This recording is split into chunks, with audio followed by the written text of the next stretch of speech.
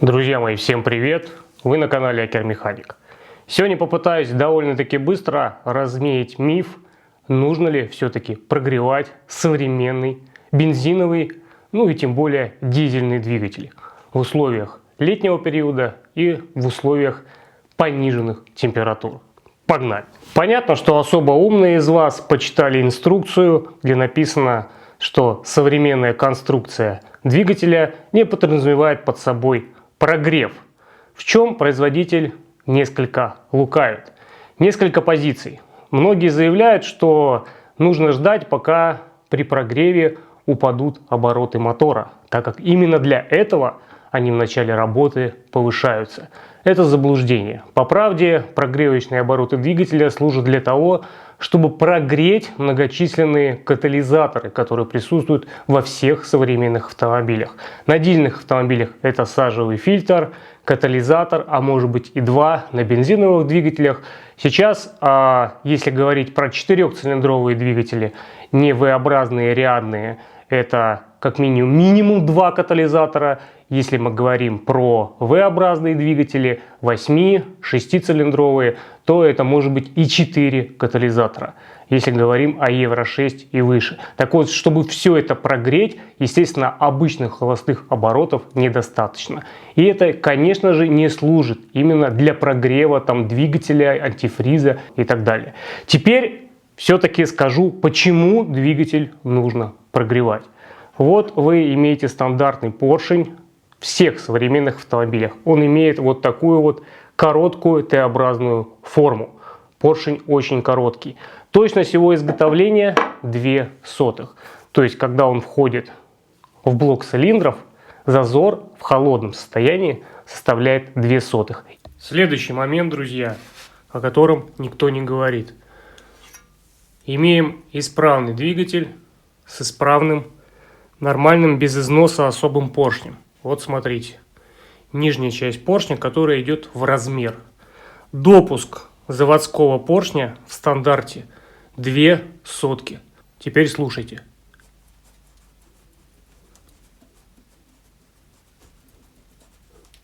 Видите, да? Так вот, теперь смотрите. Сам поршень очень короткий.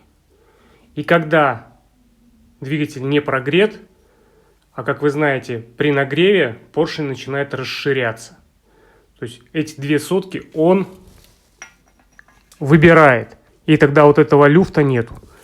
Конечно же, все это происходит очень быстро. Но сразу начинать движение ни в коем случае, хотя бы по этой причине нельзя. И так касается практически всех деталей холодных шатунно-поршневой группы. Следующий момент. Вы имеете масло, которое вы используете. Любое, какое вам нравится. Кто-то ездит на воде, в плане 0В30, 5В30 и так далее. Кто-то использует более густое, 5В40, кто-то 5В50 и так далее и тому подобное. Так вот, свойства масла начинают проявляться только от 40 градусов.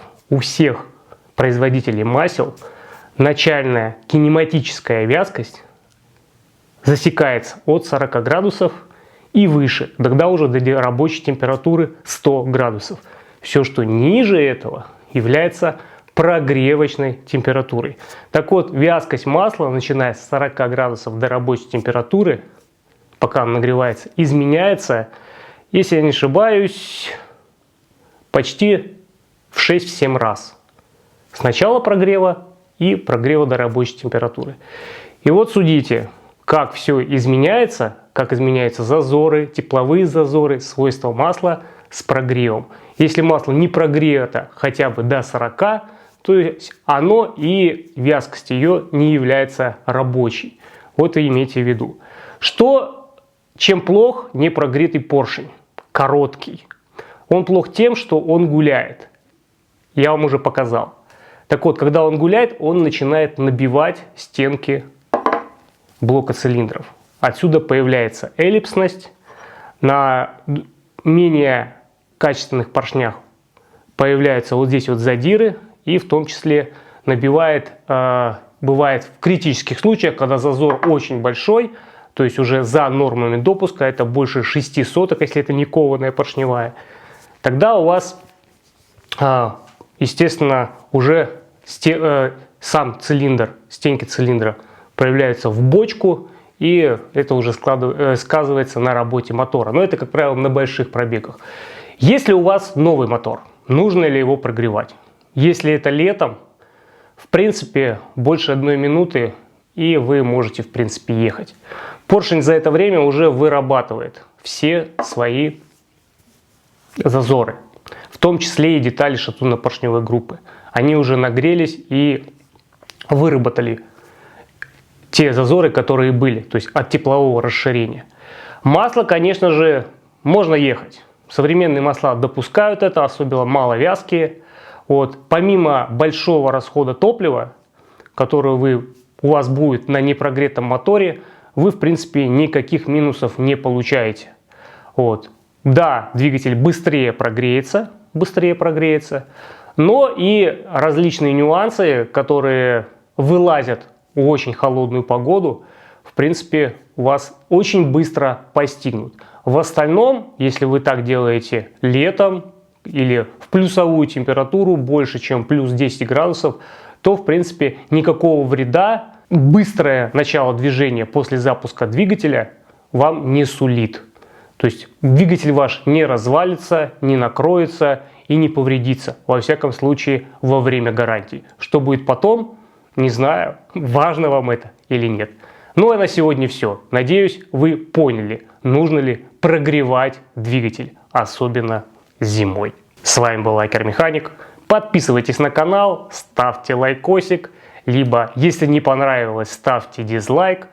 Заходите в мой инстаграм, там тоже бывает интересно. Всем спасибо и пока.